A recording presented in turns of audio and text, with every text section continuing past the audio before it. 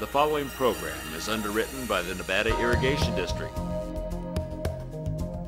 Since 1921, providing clean and healthy drinking and irrigation water to more than 24,000 homes, farms, schools, and businesses in Nevada and Placer counties.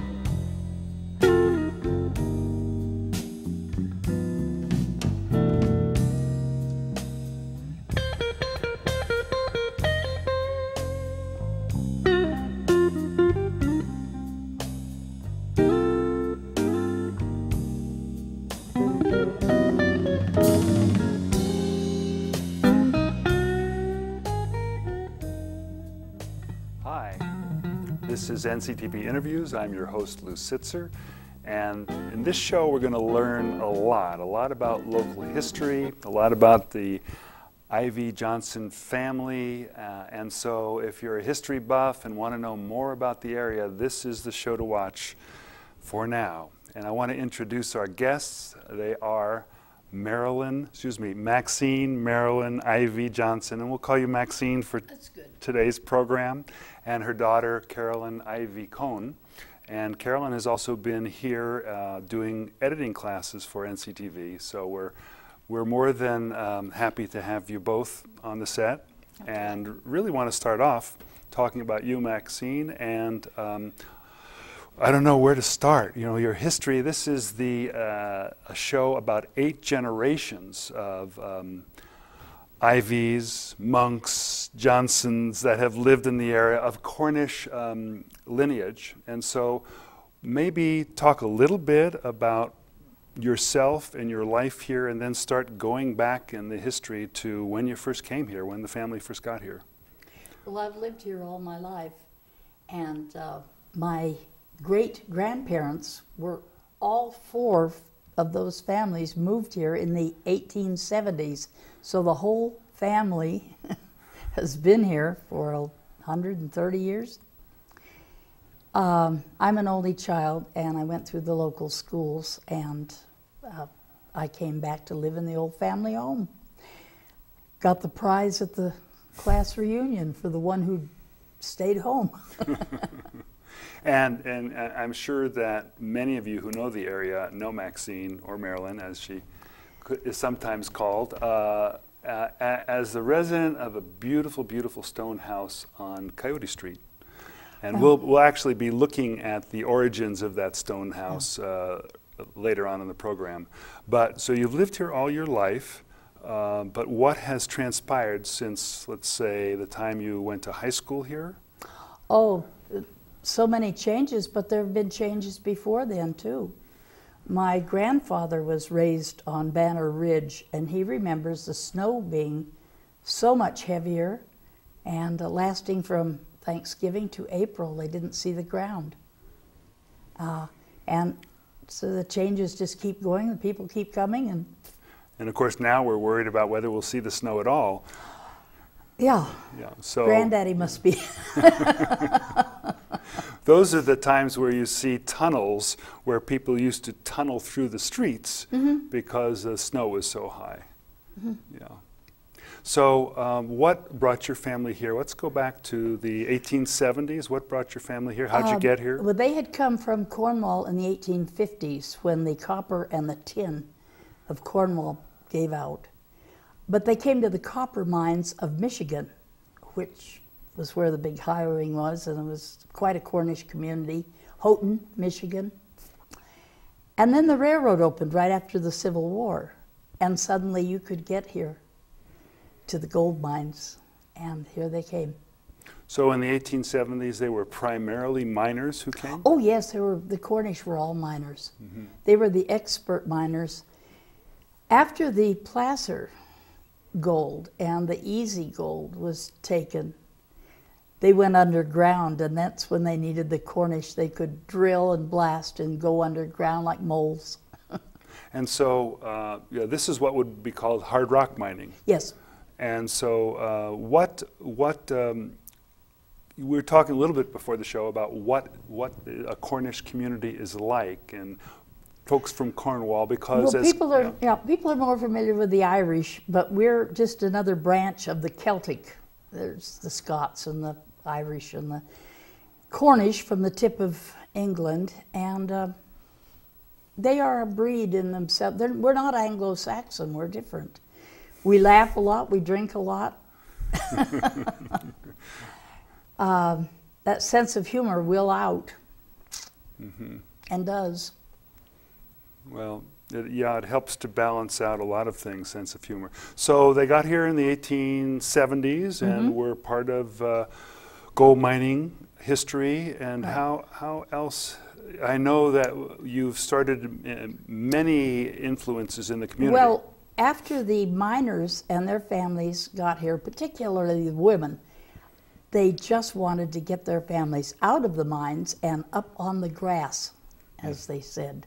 To work on the grass was to work up in the fresh air and not have to go down in the mines.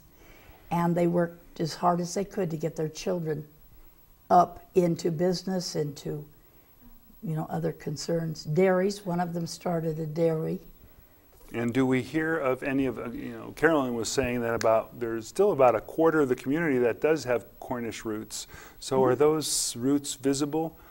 Oh, there's celebrations and festivals, and just a couple of days ago, the Sierra Presbyterian had the Cornish choir, the men's choir, singing in the evening. It was wonderful. And we had the pasty toss. Oh, yes. Recently, between the two towns. Has there always been a rivalry between the two towns? Oh, terrible. When my father was in high school, they would fight to the point of mutual murder. They had to have police on the field when the high school had a football game. Mm. So that really What's the next village down the hill? There was this old world, competition. Rivalry. Right. Well, maybe we should start with some of the photographs that you brought in. Carolyn is a videographer professional, and helped work with Maxine to put together some photographs. So Carolyn, you should chime in whenever you like as well. Well, I'm just delighted to be here, and there's so much with each of these photographs that we could explore that I'm hoping we can get at least the highlights in. All right, well, let's start taking a look at what is history as told by Maxine and Carolyn. Well, it's just a picture of Nevada City.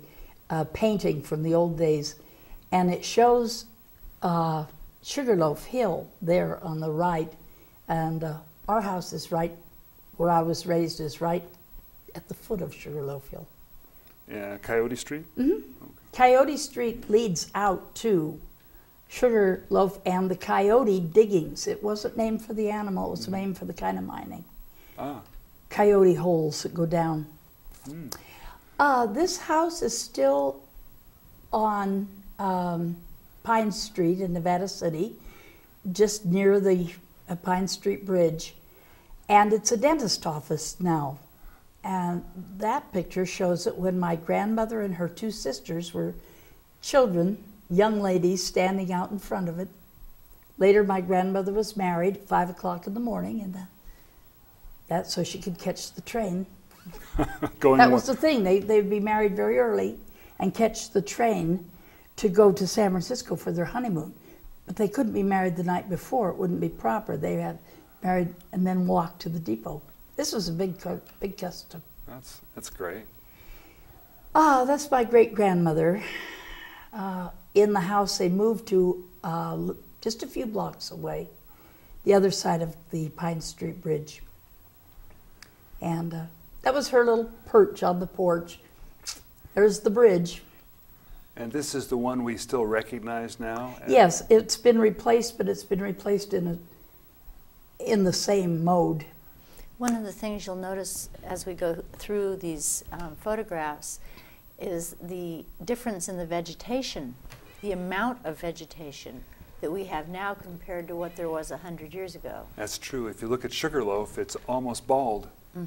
And so not only were the logs used for logging, but there had been a number of fires that have run through Nevada City and the area, I would imagine. But I can't imagine, I don't know how many times Nevada City was actually burnt down, but it was more than 5, once. I think. 5 times. So now, so we do have to be careful of fires still. And the lumber went down into the mines. That's where the trees all went. They went down to provide the bracing. That's my great-grandmother's mother, Betsy Knight Monk, great-great-grandmother. And after her husband was killed in Smartsville in a cave-in, she moved up to Nevada City to a tiny house to be near her 5 daughters and 3 sons. And that house is still here. And this was her daughter Hannah, my great-grandmother, when she married John Langman in Michigan, in Houghton, Michigan. And did they also come out? They came out when she had 4 little boys. He came first and sent money back home. And then they all came out on the train, and my great-grandmother had the 4 little boys, and her sister had I don't know how many children, and they made the train trip. It took a week. A week? And they had basketfuls of bread and pasties and things to sustain them on this.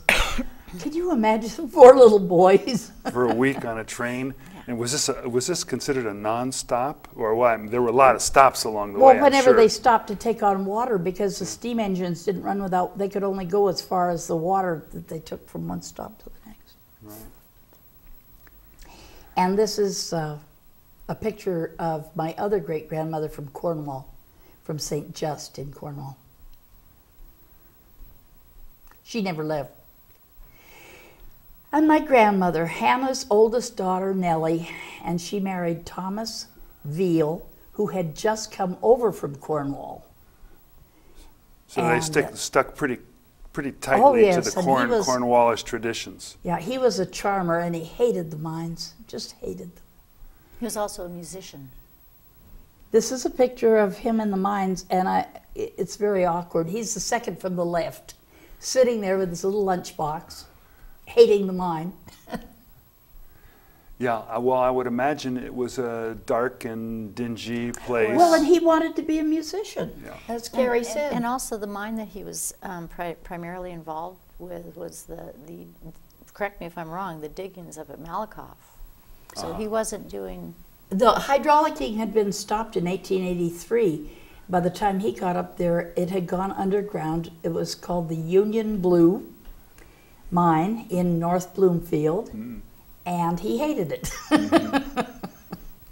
Well, the mining tradition is still strong here. You can see it as people are vying as to whether or not to open the mine again, you know, the Idaho, Marilyn. Right. They're a little bit wet underneath now. They're full of ice-cold water under our feet. You know, my mother, she was born in North Bloomfield, and she was tied into that chair to have her picture taken so she wouldn't move. And it was shortly after this photo, when she was about 2.5, I believe, 2, that she and my great-grandmother, Noni, came back from North Bloomfield on a stagecoach. And it took 18 hours to get from North Bloomfield to Nevada City on a stagecoach. Wow. Yeah. Well, her husband had died. He hated the mines. He committed suicide when my mother was 2 years old. He heard San Francisco had been shaken to the ground and burned to the ground in 1906 in April, and he gave up. The top of this is his handwriting in a little loving note to his wife, and the bottom half of it is a receipt for the plot in which he was buried, Pine Grove Cemetery on Boulder Street in Nevada City. $15 for a half plot. And then marked. my grandmother moved back home to her mother's house with her little daughter and stayed there the rest of her life, just keeping house for the rest of the family. And so it's been a very tight-knit family, I would imagine. Well, yes, but that tragedy of him committing suicide affected the whole family. And particularly my grandmother, she just narrowed her life down to raising the one daughter. And helping keep house for her 5 brothers and 3 sisters. All living on a house on South Pine Street, Right. which we saw a photograph of. In And fact, this there's is the the front porch. porch of the house with my mother at the age of 3. Her name was Ruby Maxine Veal, and she was an only child, and I'm an only child. Our family rather narrowed down from those 9, didn't it? For a while. Well, yes, I have some. My mother's picture up in Grandma's chair on the porch. That was the special place, and this was when she was in grammar school.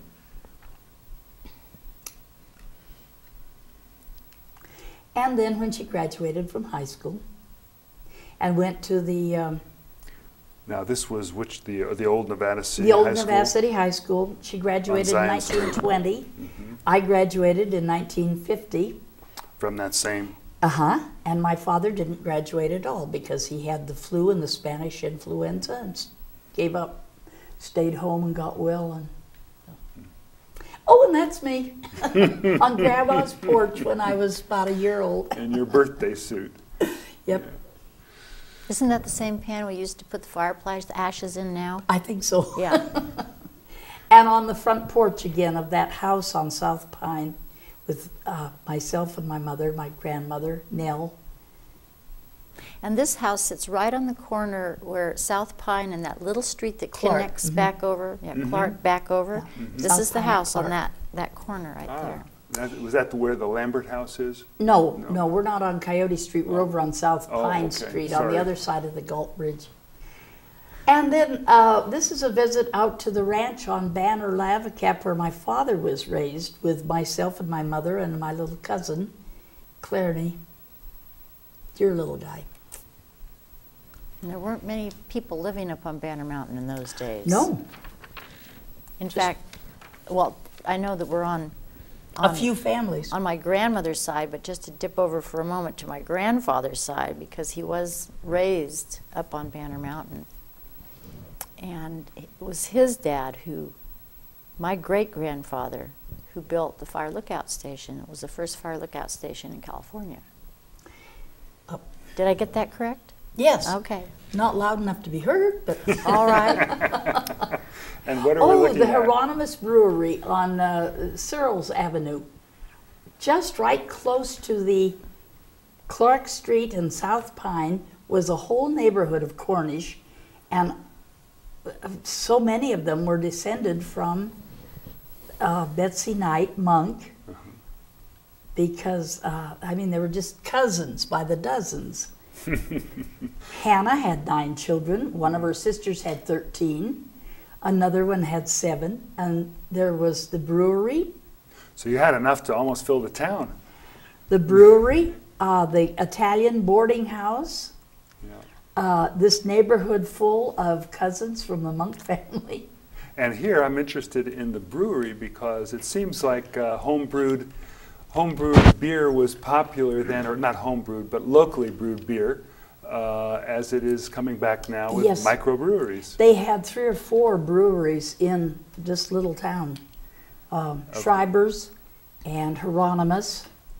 And the daughter of the Hieronymus family was my 4th grade teacher. She just died at the age of 98 last year. Well, I'm glad to see that we're continuing the traditions Yeah. of pubs. This is a rare photo. It's inside the depot with Aunt Alice, one of Hannah's children, the youngest girl. And they took her picture for the union And what, because it was so unusual for a woman to be working in an office like that. and depot of? Of the Nevada County Narrow Gauge Railroad, which we call the NCNGRR. Right, and I've also heard of it as the Never Come, Never Go Railroad. We didn't say that. It ran all into this one word. And actually, you know, there are still signs of the railroad around. And Oh, yes. A great railroad museum. Yes, and they do a wonderful job. That's only recently been established and redone. Because, of course, the railroad was torn up at the beginning of World War II for scrap metal because we needed scrap quick. I didn't realize badly. that. There were drives for scrap metal, and away went our little railroad.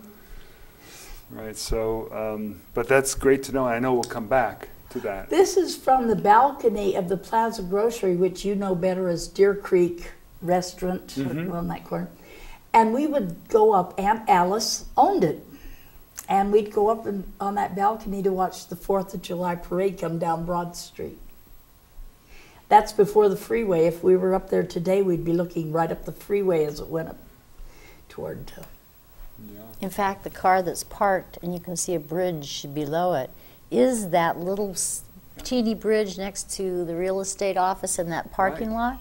Yeah, one little bridge is still there. Yeah. So Deer Creek was running through it. Right, yeah, coming through this way. Now it runs under the freeway. Right. But, and they have duck races there now. That's it. They do.